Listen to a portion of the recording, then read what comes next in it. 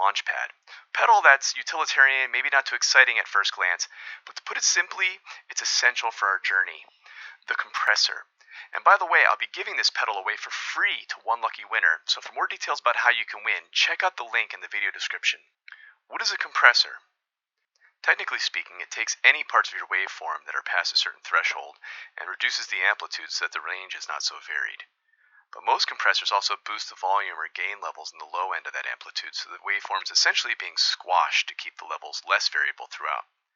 What does this do? It does multiple things. It standardizes the level of your attack, meaning that if you hit the strings harder or softer, or even fingerpick them, the output will be more consistent. It increases sustain due to boosting the low-end signal that would normally disappear quite quickly. This can make all the difference in the world, not only for fuzzed or distorted solos, but also things like dragging out delay trails or droning spacey reverb. Lastly, it can be somewhat transparent, especially if the pedal includes a blend knob, but the squash can definitely also flavor your tone. And this alteration of tone is an iconic flavor that is now a staple not only for long droning ambient sounds, but also funk, country, 12-string, and bass guitars. We're going to compare three very popular compressor pedals: the Keeley Compressor Plus, which is a 4-knob raw style compressor including blend control; the Wampler Mini Ego, which is a similar compact version of Wampler's Ego, another Ross with blend control; and the Mooer Yellow Comp, which is a compact, inexpensive optical compressor in the style of the Diamond compressor. All of these pedals are set to similar volume and compression levels, so let's compare the tone and sustain they impart.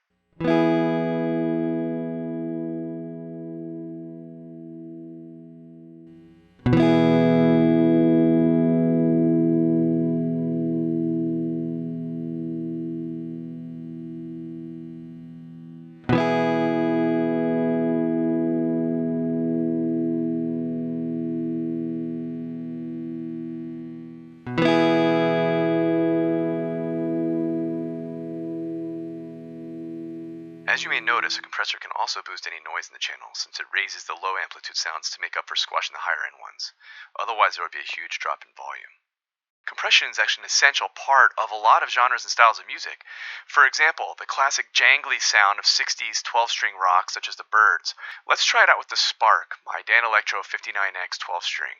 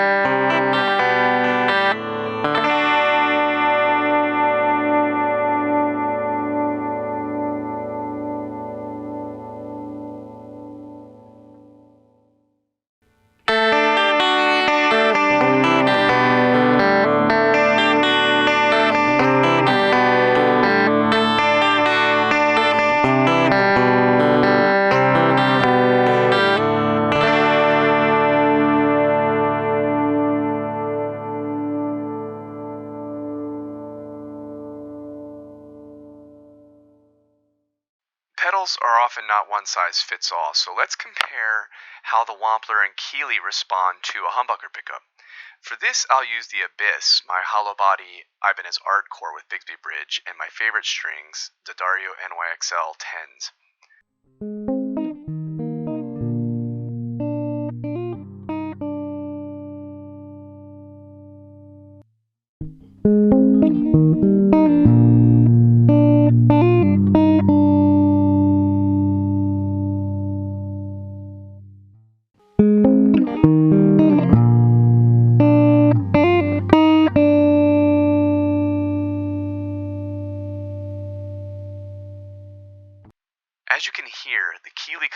here thanks to its humbucker mode switch that reduces the murkiness that can be present with humbuckers such as these. Compression can bring a key element of volume and sustain into other pedals and effects. To show this, I'm going to use the Dream, my Squier Bullet Telecaster that I keep in open D tuning, and I'll play that into the tape delay mode of Donner Echo Square, and finally finish with a slight shimmer reverb from the Polar Bear Drowner.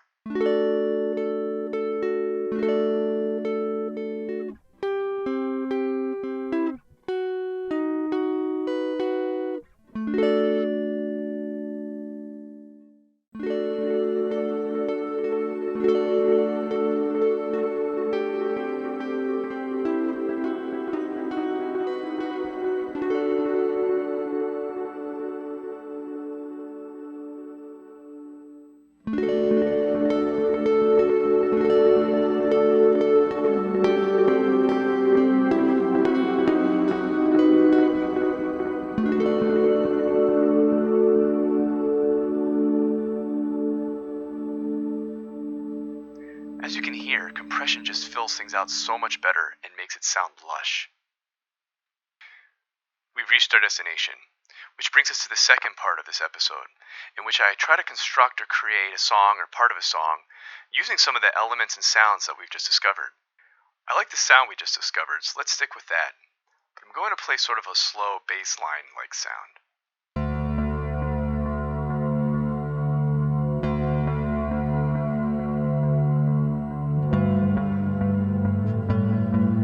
Donner Echo Square doesn't have MIDI control or even tap tempo, and I need to find a suitable drum rhythm at a suitable beats per minute. So to do this, I used the tap tempo button of Ableton and tapped along to the echoes. This got me a little over 144 beats per minute, but that's going to be too fast for the drums I'm using from Easy Drummer since I'm not a great drummer or a beat programmer. I found a suitable sound I like, and it's even recorded in 77 beats per minute, which will work perfectly with the current delay settings. I chose a MIDI ballad beat from the Backbeats collection using the hybrid drum kit from the Dream Pop drum pack. Now that I have a steady beat, I need to re-record that little bass riff to perfectly match the tempo. I started with the verse beat, then added some bridge in the middle, returning to the verse, and I like the sound of that, so I froze and rendered it to another audio track. Since our sound is bassy and murky right now, let's overlay a brighter, higher pitched track to stand out. For this, I'm going to use Luna by Ukulele. Out of curiosity, I tried it through the compressor, but honestly that wasn't a good idea because it just amplified the scratches and slides due to being an acoustic instrument. So instead, this is going straight into a reverse delay on the Echo Square, which really gives a trippy, spacey feel. We need at least one more part to round things out and to break up the monotony. So to stick with the sort of spacey island theme, I chose to use Lapis, my Rogue lap steel. I don't know my way around C6 tuning very well, so I referred to a diagram, and this gave me a starting point to navigate for sticking in the key of D, and especially the D, G, and A chords I used in my progression.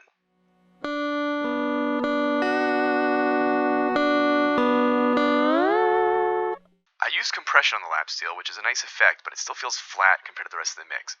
So a couple final steps were to use some stereo separation to move the uke and lap steel slightly left and right in the mix, and to apply the Supermassive plugin, which is an awesome spacey reverb by Valhalla, and it's free.